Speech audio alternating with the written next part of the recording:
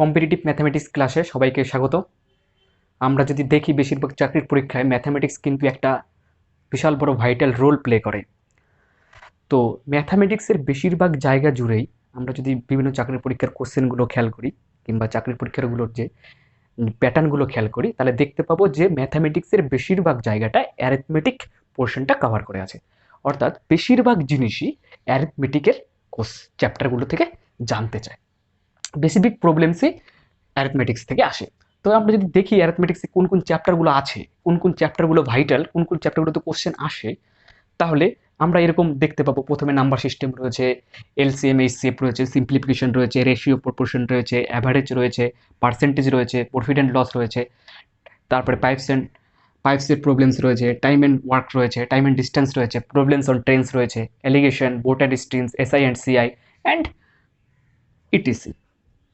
আর দুই একটা চ্যাপ্টার হয়তো ইনভলভ হবে, ছোট ছোট দুই একটা চ্যাপ্টার ইনভলভ হতে পারে, কিন্তু ম্যাক্সিমাম কোশ্চেন এই অ্যারিথমেটিক থেকে আসে।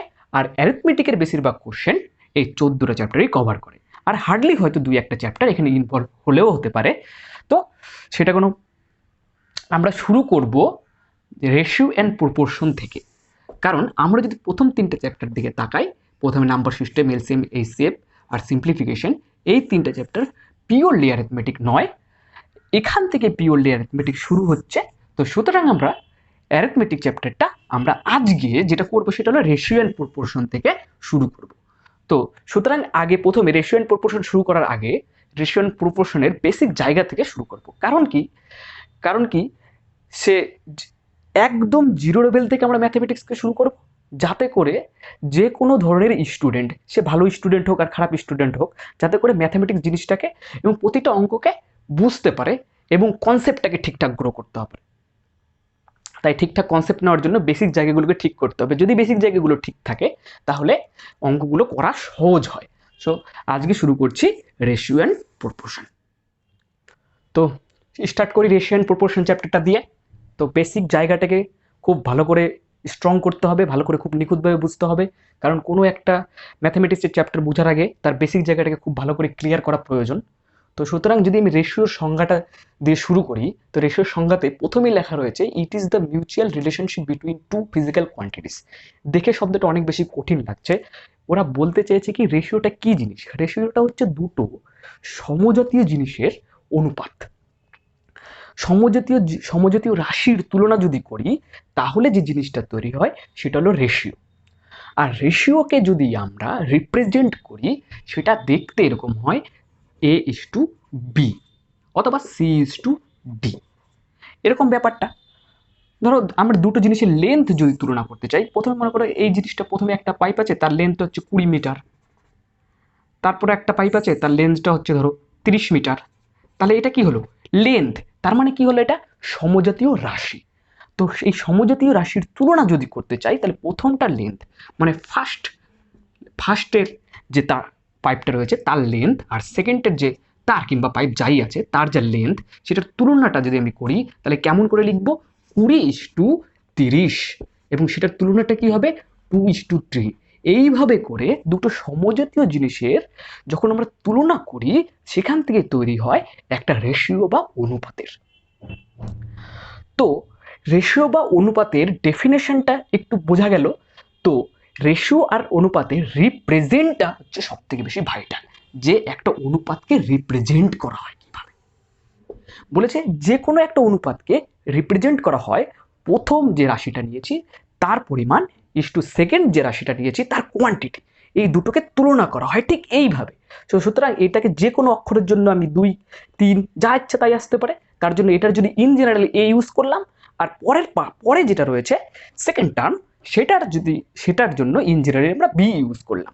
সুতরাং একটা অনুপাত দেখতে ঠিক এরকম হবে।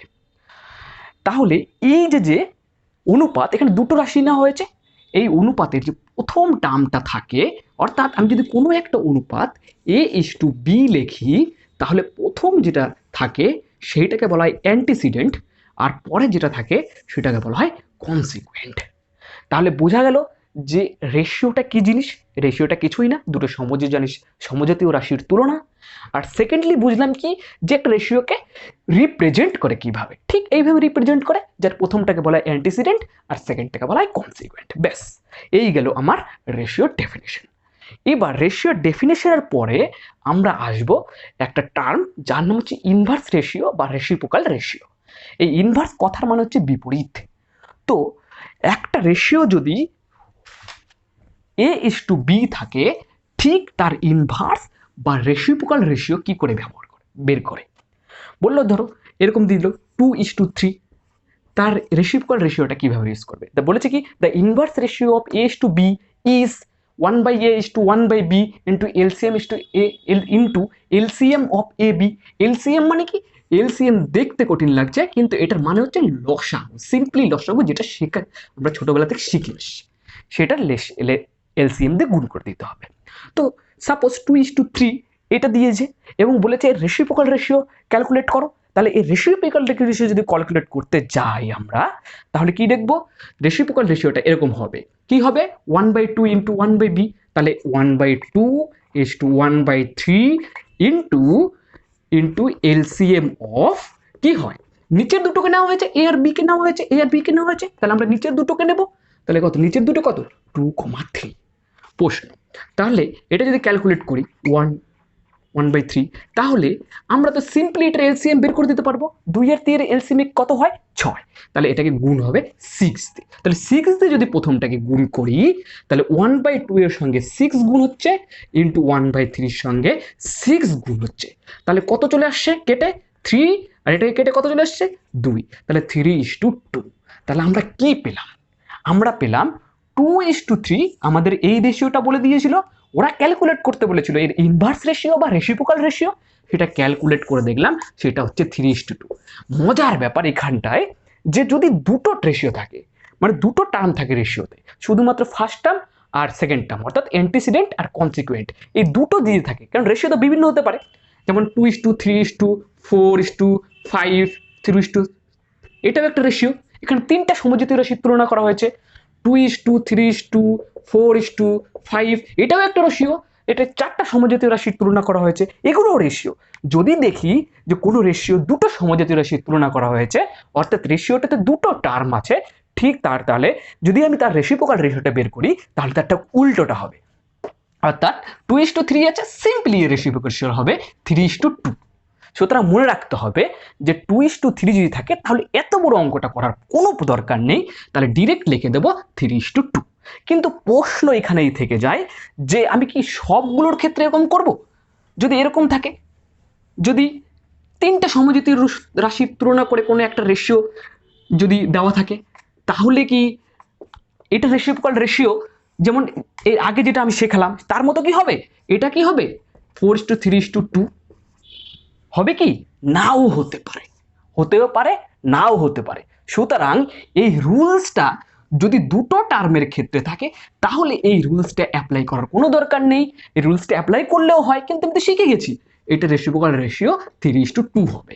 কিন্তু যদি তিনটা সমজাতীয় বা তিনটা টার্ম থাকে কোনো একটা রেশিওতে, তাহলে তার রেসিপ্রোকাল রেশিও যদি বের করতে চাই, অর্থাৎ তার বিপরীত রেশিওটা যদি বের করতে চাই, তাহলে কি আমাকে অবশ্যই এই রুলস ফলো করতে হবে। সরাসরি এরকম করে দিলে কিন্তু উত্তর মিলবে না, মিলতেও পারে কখনো, ইনকেস মিলে যেতে পারে, কিন্তু মিলবেই এর গ্যারান্টি আমি দিতে পারবো না। সুতরাং এই রুলসটা ফলো করতে হবে। তাহলে কি লিখতে হবে, 1/2 কি লিখেছি, A:B যদি থাকে তাহলে 1/A:1/B, তাহলে এখানে তিনটা আছে, তাহলে কি লিখে দেবো 1/2:1/3:1/4। আর আমি কি করব নাকি এলসিএম দিয়ে গুণ করে দেবো। কার এলসিএম, নিচে যারা থাকবে তাদের এলসিএম, তাহলে 2 3 4। এবার এটা যদি করি 1/2:1/3:1/4, তাহলে এর এলসিএমটা কত হয়, 2 3 4, 2 3 4 এর এলসিএম হয় 12। তাহলে 12 গুণ করে দিলাম, 6:4:3, মানে 2 দিয়ে 12 কে গুণ করলে 6, 3 দিয়ে 12 কে গুণ করলে 4, 4 দিয়ে গুণ করলে 3। তো ফাইনালি আমরা কি পেলাম, ফাইনালি আমরা পেলাম যে 2:3:4 এর ইনভার্স রেশিও বা রেসিপ্রোকাল রেশিও 6:4:3। তো এইভাবে করে যতই থাকুক, যতগুলো টার্ম থাকুক রেশিওতে, একদম সেম রুলস ফলো করে অঙ্কগুলো হয়ে যাবে। আমরা অলরেডি রেশিও ডেফিনেশন এবং রেসিপ্রোকাল রেশিও বা ইনভার্স রেশিওটা জেনে নিয়েছি। তো আজকে বেসিক কিছু ডেফিনেশন আমি তোমাদেরকে বলবো। সেটা হচ্ছে প্রথমেই আমাদের যেটা রয়েছে সেটা হচ্ছে কম্পাউন্ড রেশিও। কম্পাউন্ড রেশিওটা কি? যদি দুটো রেশিও দেওয়া থাকে আর তোমাকে যদি ক্যালকুলেট করতে বলে কম্পাউন্ড রেশিও, তুমি জাস্ট শুধু প্রথম রেশিওটার ফার্স্ট টার্মের সঙ্গে সেকেন্ড রেশিওটার ফার্স্ট টার্মগুলো গুণ করবে আর সেকেন্ড টার্মগুলো গুণ করবে, দিয়ে যে নতুন রেশিওটা তৈরি হবে সেটাই হবে compound ratio. As for example যদি একটা ছোট্ট এক্সাম্পল দিই, ধরো 2:3 এবং দেওয়া আছে 4:5 এবং তোমাকে এর কম্পাউন্ড রেশিওটা ক্যালকুলেট করতে বলছে। তাহলে সিম্পলি কি করতে হবে, যে প্রথম রেশিওটার ফার্স্ট টার্মের সঙ্গে দ্বিতীয় রেশিওটার ফার্স্ট টার্ম গুণ করে ফেলতে হবে। তাহলে 8 হচ্ছে গুণ করলে, এবং সেকেন্ড টার্মের সঙ্গে সেকেন্ড টার্ম গুণ করে ফেলতে হবে, 8:15 হয়ে গেল। তাহলে এটা হয়ে গেল এই দুটোর কম্পাউন্ড রেশিও। তার মানে ফার্স্ট টার্মের সঙ্গে ফার্স্ট টার্ম গুণ আর সেকেন্ড টার্মের সঙ্গে সেকেন্ড টার্ম গুণ, বোঝা গেল? এবার তিনটা রেশিও দিয়ে দিতে পারে কম্পাউন্ড রেশিও, তাহলে সিম্পলি তিনটারই ফার্স্ট টার্ম গুণ করবো আর তিনটারই সেকেন্ড টার্ম গুণ করবো, এরকমও দিয়ে দিতে পারে। 1:3, 4:5, 6:7 এরকম দিয়ে দিতে পারে। তাহলে সিম্পলি যতগুলোই দিক না কেন, আমাকে যদি কম্পাউন্ড রেশিও ক্যালকুলেট করতে বলে তাহলে আমি কি করবো, ফার্স্ট টার্মগুলোকে গুণ করবো। তাহলে 4, 24 আর হচ্ছে 3 × 5 = 15, 7 × 15 105। এরপর যদি এটাকে ছোট করা যায় কাটাকাটি করে তাহলে করে দেবো। যাই হোক, এইভাবে করে কম্পাউন্ড রেশিও আমরা নির্ণয় করব। এইগুলো আমাদের কম্পাউন্ড রেশিও। যদি আমরা নেক্সট ডেফিনেশনটা দেখি তাহলে দেখো লেখা আছে এখানটায় ডুপ্লিকেট রেশিও। ডুপ্লিকেট রেশিওটা কি? ডুপ্লিকেট রেশিও কিচ্ছু এটা সিম্পল একটা জিনিস, যদি দেওয়া থাকে a:b তাহলে তার ডুপ্লিকেট রেশিও হবে জাস্ট এর বর্গটা করে দেবে a²:b²। যদি 1:2 এটা সিম্পল উদাহরণ দিয়ে বোঝাই তাহলে তার ডুপ্লিকেট রেশিও কি হবে, যে আমি এর স্কোয়ার করে দেবো। 1 এর স্কোয়ার কত? 1, আর 2 এর স্কোয়ার কত? 4। এই হয়ে গেল আমার ডুপ্লিকেট রেশিও। তাহলে বোঝা গেল ডুপ্লিকেট রেশিওটা কি। সেকেন্ড যেটা রাখা হয়েছে সেটা সাব ডুপ্লিকেট রেশিও। জাস্ট শুধু সাব ডুপ্লিকেট রেশিওটার একটু একটু আলাদা ডুপ্লিকেট রেশিও থেকে। সাব ডুপ্লিকেট রেশিওতে শুধু কি করতে হবে, এটা যখন ডুপ্লিকেট রেশিও ক্যালকুলেট করেছিলাম তখন আমরা কি করেছিলাম, এর স্কোয়ার করেছিলাম। যখন সাব ডুপ্লিকেট করব তখন তার বর্গমূল করে দেবো, স্কোয়ার রুট করে দেবো, অর্থাৎ সাব ডুপ্লিকেট রেশিও হবে √a:√b। যদি 4:9 যদি দেওয়া থাকে তাহলে এর সাব ডুপ্লিকেট রেশিও কি হবে, এর বর্গমূল 2 আর 9 এর বর্গমূল 3, তাহলে 2:3। এই হলো আমার duplicate ratio, sub duplicate ratio. এবার চলে আসলো লাস্টলি ট্রিপ্লিকেট রেশিও। ট্রিপ্লিকেট রেশিওটা কি? ট্রিপ্লিকেট রেশিও কিছুই না, জাস্ট শুধু তার কিউব করে দিতে হবে। যদি 1:3 থাকে তাহলে তার ট্রিপ্লিকেট রেশিও হবে 1 এর কিউব 1 এবং 3 এর কিউব 27। এই হলো ট্রিপ্লিকেট রেশিও। যদি 3টা থাকে তিনটার ক্ষেত্রেই আমি কিউব করে দেবো, যদি 4টা থাকে 4টার ক্ষেত্রে আমি কিউব করে দেবো, ইচ্ছা মতো যা ইচ্ছা তাই দিক। তারপরে চলে আসলো সাব ট্রিপ্লিকেট রেশিও। সাব ট্রিপ্লিকেট রেশিও ঠিক তার উল্টো। যদি দেওয়া থাকে a:b তাহলে তার কিউব রুটটাই হবে তার সাব ট্রিপ্লিকেট রেশিও। অর্থাৎ এরকম যদি দেওয়া থাকে 27:64 তাহলে তার সাব ট্রিপ্লিকেট রেশিও হবে কি, 27-এর ঘনমূল করলে কত হয়? 3 হয়, আর 64-এর ঘনমূল করলে কত হয়? 4 হয়। তাহলে তার সাব ট্রিপ্লিকেট রেশিও হবে 3:4। এইগুলো সামান আমাদের কিছু বেসিক ডেফিনেশন। এই ডেফিনেশনগুলো জানা থাকে না বলে অনেক সময় অঙ্ক করা যায় না, কিন্তু এগুলো খুবই সহজ। ডেফিনেশনগুলো জানিয়ে দিলাম, এগুলো বিষয়ের উপর অনেক সময় অঙ্ক দেয়, এই ডেফিনেশনগুলো কাজে লাগিয়ে এবং সেগুলো খুব সহজেই করে ফেলা যায়। তো আমরা দেখি এই ডেফিনেশনগুলো থেকে কিছু অঙ্ক প্র্যাকটিস করি। দেখো, প্রথমে রেশিও এন্ড প্রপোর্শনের টাইপস 1 এর অঙ্কগুলো যদি দেখি তাহলে এই ধরনের অঙ্ক আসে যে a:b আর b:c দেওয়া থাকে, তোমার কাছ থেকে a:b:c মানে এই তিনটা টার্ম সহকারে জানতে চায়, অথবা ফার্স্টের টার্ম আর লাস্টের টার্ম a:c জানতে চায়। a:c জানতে চাইবে অথবা a:b:c, এই দুটো জিনিস জানতে চাইবে। তো আমি ফার্স্টলি a:b:c কি করে বের করতে হয় সেটা বের করার চেষ্টা করি। তাহলে আমি কি করব, আমি a:b:c বের করার জন্য প্রথমে দেখব যে এই যে প্রথমে রেশিওটা দেওয়া আছে সেটা b দিয়ে শেষ হয়েছে এবং পরের রেশিওটা b দিয়ে শুরু কিনা। যদি আমি দেখে নেই যে হ্যাঁ এটা b দিয়ে শেষ হয়েছে এবং পরের রেশিওটা b দিয়ে শুরু হয়েছে, তাহলে সিম্পলি কি করব, এই দুটোকে উঠিয়ে নিয়ে চলে আসবো এখানটায়, লিখে দেবো এখানটায় 3:4 আর 2:5। এটা হয়ে গেল। তাহলে a:b:c কত হবে, বলছে যে গুণ করতে হবে। গুণটা হবে ঠিক এরকম গুণ। তাহলে প্রথমে কি করতে হবে, 3 এর সঙ্গে 2 গুণ করতে হবে 6, তারপরে কি করতে হবে 2 এর সঙ্গে 4 গুণ করতে হবে 8, তারপরে কি করতে হবে 4 এর সঙ্গে 5 গুণ করতে হবে 20। তার মানে দুটো করে গুণ করতে হবে ঠিক এই রকম প্রসেসে। তারপরে যদি এটাকে ছোট করা যায় কেটে, তাহলে এটাকে ছোট করে দিতে হবে। এইভাবে করে আমি a:b:c পেয়ে যেতে পারি। তাহলে এইটাই হচ্ছে আমার a:b:c। এটা একটা। এইটা একটা প্রসেস গেল। এই প্রসেসটা যদি তুমি করো তাহলে তোমাকে একটা জিনিস মাথায় রাখতে হবে যে বি দিয়ে শুরু হয়েছে, শেষ হয়েছে, তাহলে পরের রেশিওটাকে বি দিয়েই শুরু হতে হবে, তাহলেই এইভাবে A:B:C ক্যালকুলেট করা যেতে যায়। এবার নেক্সটলি কেউ যদি ভাবে যে আমি একটু অন্যরকমভাবে করি A:B:C, তাহলে কি করবে সে? প্রথমে লিখে নেবে ABC। A:B:C বের করতে বলেছি, লিখে নিতে হবে। তাহলে এ কত দেওয়া আছে? A:B 3:4। তাহলে কত? এখানে 3, বি এর জায়গায় 4, কারণ 3:4। তারপরে কি আছে? B:C কত দেওয়া আছে? 2:4। তার মানে বি এর যে মান কত দেওয়া আছে? 2। তাহলে 2। সি এর জায়গায় কত দেওয়া আছে? সি মানে 5।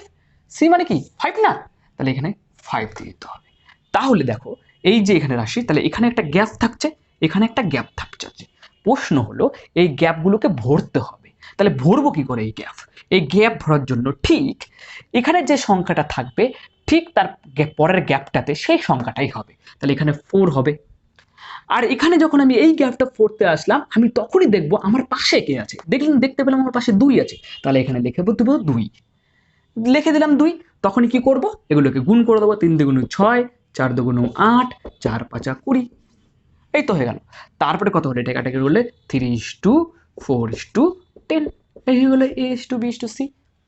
তাহলে তোমার কাছ থেকে আমি তাহলে A:B:C ক্যালকুলেট করার নিয়ম শিখে গেলাম। ঠিক এইভাবে ক্যালকুলেট করতে হবে। একটা ক্যালকুলেট আছে, এইভাবে দুটো দুটো করে নিয়ে গুণ করতে হবে, আর একটা গ্যাপ ফিল আপ করে তুমি A:B:C ক্যালকুলেট করতে পারো।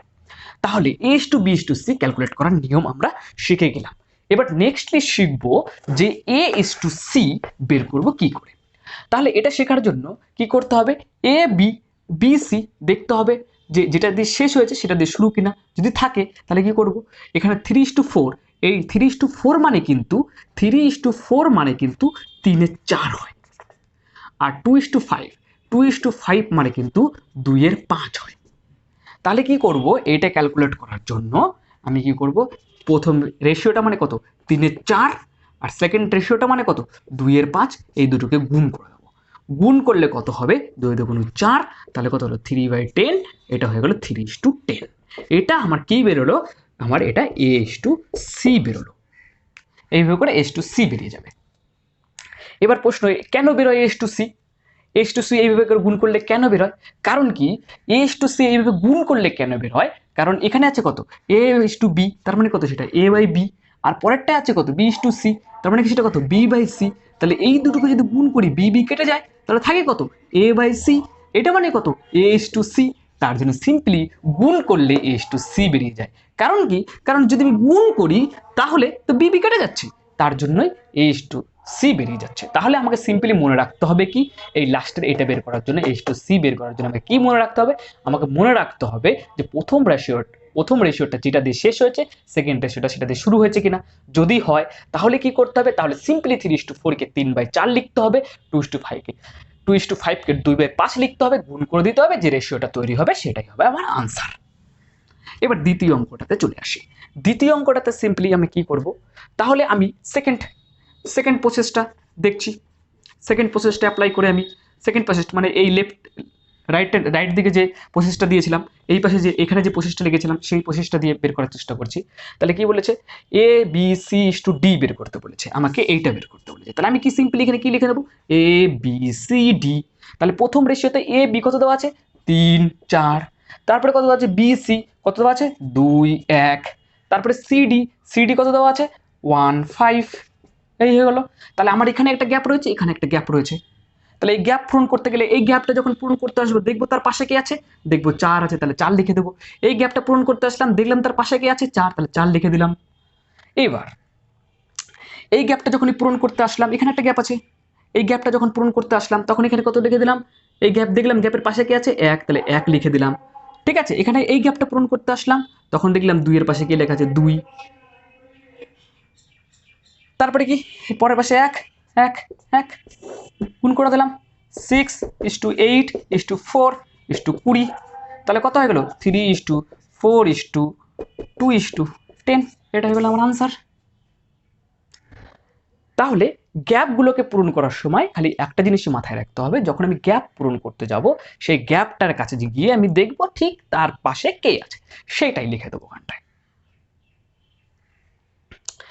এই হলো। এবার চেয়েছে কত, এস টু ডি।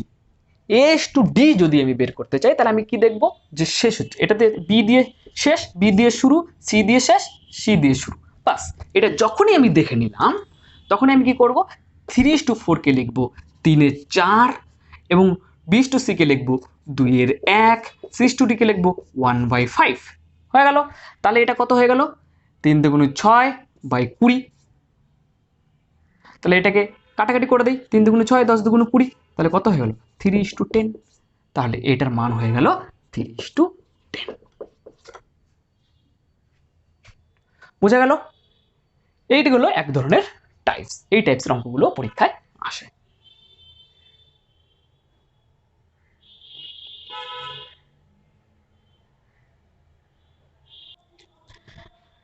টাইপস 1 এর আরো কিছুগুলো অঙ্ক দেখে নেওয়া যাক। দেখো, এটার ক্ষেত্রে S to B to C বের করেছে, আর এর ক্ষেত্রে এস টু সি বের করতে বলেছে। তাহলে আমি ফার্স্ট প্রসেসটাকে অ্যাভয়েড করব, কারণ ওই প্রসেসটার ক্ষেত্রে কি হয়, যে প্রথম রেশিওটাকে যেটা দিয়ে শেষ হতে হয়, সেকেন্ড রেশিওটাকে থিটা দিয়ে শুরু হতে হয়। আর যদি থার্ড রেশিও দেওয়া থাকে তাহলে সেটাকে সি দিয়েই শুরু হতে হতো, তাহলে ফার্স্ট নিয়মটা অ্যাপ্লাই করা যেত। সুতরাং ওটাকে অ্যাভয়েড করছি, আর আমি এখন এইভাবে করব অঙ্কটাকে, যেটা সেকেন্ডলি শিখিয়েছিলাম। এ আর বি সি, এবিসি নির্ণয় করতে বলেছে, S to B to C, ABC লিখে দেবো। এ বি মানে কত, 2 3, তাহলে 2 3 লিখে দেবো। বি সি মানে কত, বি মানে কত 4, তাহলে 4 লিখে দেবো। সি মানে কত 5, 5 লিখে দেবো। 5 লিখে দিলাম, দাগ দিয়ে দিলাম। এখানে এই গ্যাপটা পূরণ করতে আসলাম, গ্যাপটা পূরণ করতে এসে দেখলাম তার পাশে কি আছে। এই গ্যাপটা পূরণ করতে আসলাম, এসে দেখলাম তার পাশে কি আছে, দেখতে পেলাম 3 কে, বসিয়ে দিলাম। এই গ্যাপটা পূরণ করতে আসলাম, দেখতে তারপরে চেক করলাম এর পাশে কি আছে, দেখতে পেলাম 4 কে, 4 বসিয়ে দিলাম। এবার কি করলাম, মাল্টিপ্লাই করে দিলাম, গুণ করে দিলাম। 8:12:15, এই বেরিয়ে গেল আমার A:B:C। এবার ওরা কি বলেছে, ফাইনালি এস টু সি বের করতে বলেছে। তার মানে এ কত 8, সি কত 15, তাহলে এস টু সি কত হবে 8:15। এই হলো ফার্স্ট অঙ্ক। এখন থেকে আমি এইভাবে করব, এইভাবে করলে অনেক বেশি ইজি হবে।